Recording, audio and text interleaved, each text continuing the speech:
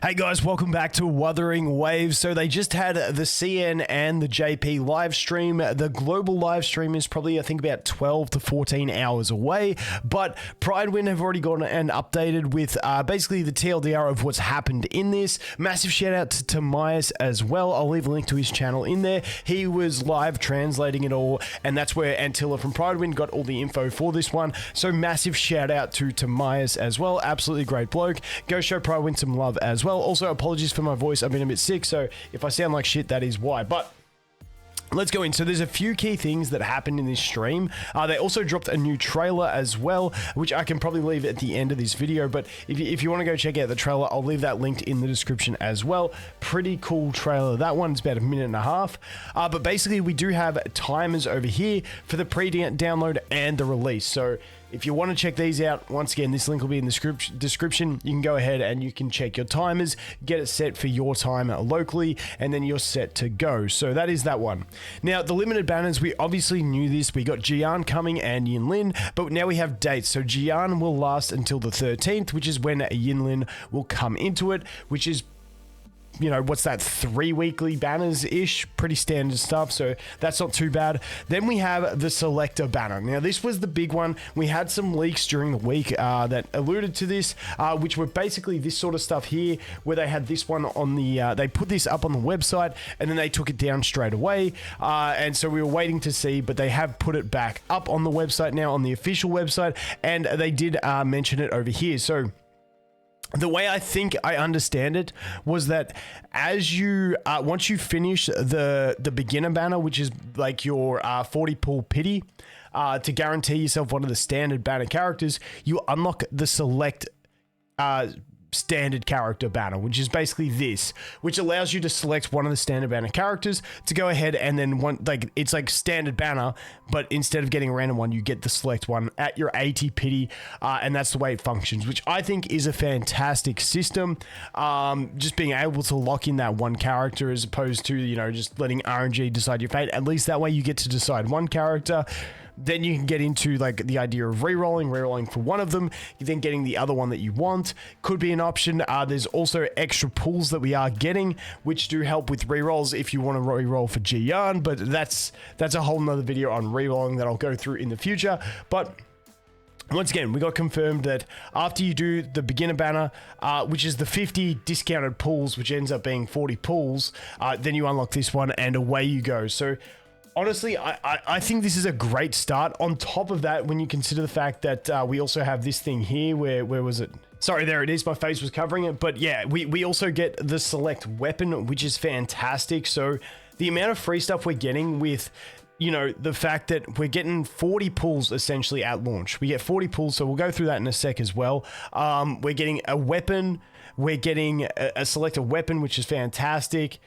Then we're getting the select banner, which is just cool on top. You know, you got your 100% on the rate up on the banner weapons. You got 100% on the selector for the weapons on the standards. Like, there is a lot of good quality of life in not only the summon system in general, but also the beginner rewards we get that I think makes this game really, really solid. Now, I know I'm going to sweaty reroll on it and it's going to kill me, but I don't want to, and I say I don't want to, but I know I will. So once again, we'll have to wait and see how I go. But this is the one here. You get the Lustrous Tide, so that's 10 standard pulls, and the Radiant Tide is 10 rate up banner pulls, which is cool because then once again you pair that with these ones here that we get over here, which is the 30 million gold, which is another 20 lustrous. So basically when you jump into the game, you get 30 standard pulls and you get 10 exclusive like rate up banner pulls, which I think is fantastic. Now, we only have 200 asteroids, so we don't have a ton of the premium currency to summon for, and that's where it will be up to rerolls on how hard you want to go, because if you want to hit that 40 mark to go ahead and get your just beginner banner character and then go for the next one, it's not going to be the easiest thing because we are going to be a little bit short. But once again, the fact that we do have these extra rewards over here, which is the 10 radiance, means that we do have the capacity a very low capacity, but yet a capacity to reroll for Gian if you want to. Whereas previously, before this, we had no capacity to reroll for him because you only had 200 of the premium currency and ain't no one going for that. Like, obviously, you'll get a little bit more through the playthrough, but now we do have that capacity to go ahead and try and do that. So I think that is absolutely fantastic. Once again, this one here, just going through the fact that we do get the Selector, which is awesome. So on top of the 20 standards, yeah, just going through that stuff.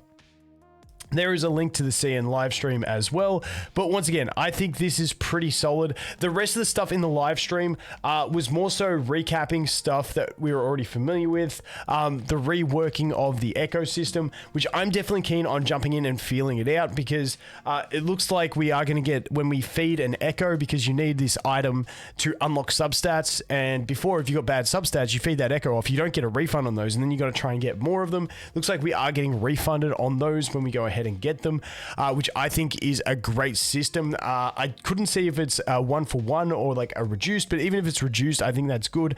The ecosystem did have its flaws where it was going to be super sweaty. Also, this one, don't quote me on this. This is what Tomias was translating when I was watching his stream. Once again, massive shout out to Tomias. I'll have a link to his channel in the description.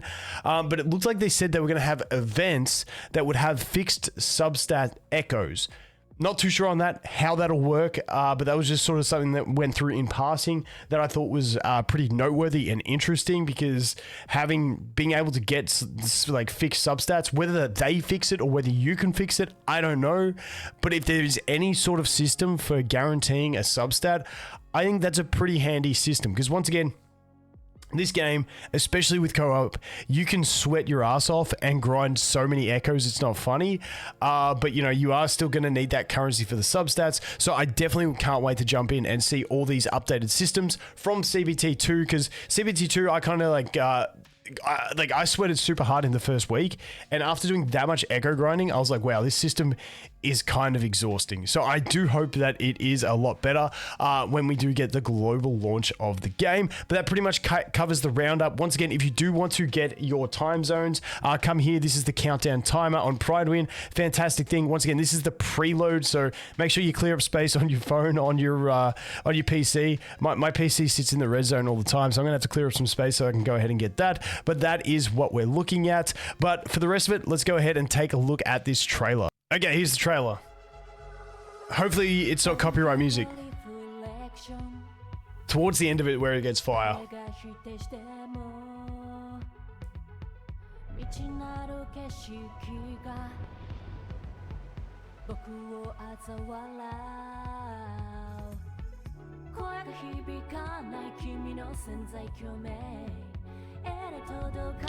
I do like this bit where they give you like the insight into the characters.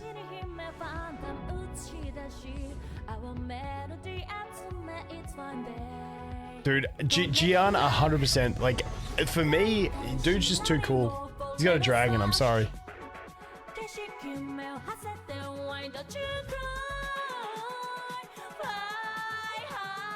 And my headphone died.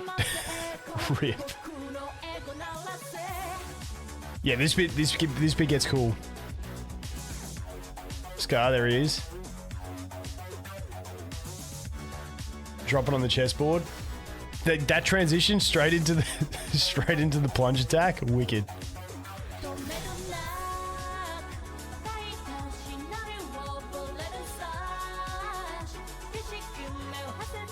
Dude, I love Kelcharo. I think him and Gian, two best characters in the game, in my opinion. Plus, Gian's great for boomers. He's just very face roll, which is good for me because I suck. And there we go. We get a little bit at the end as well. We do have a little bit of the post scene here. And that is the trailer. But anyway, guys, that is going to be it for this one. Once again, I am going to start ramping up all my content over the next couple days for Wuthering Waves.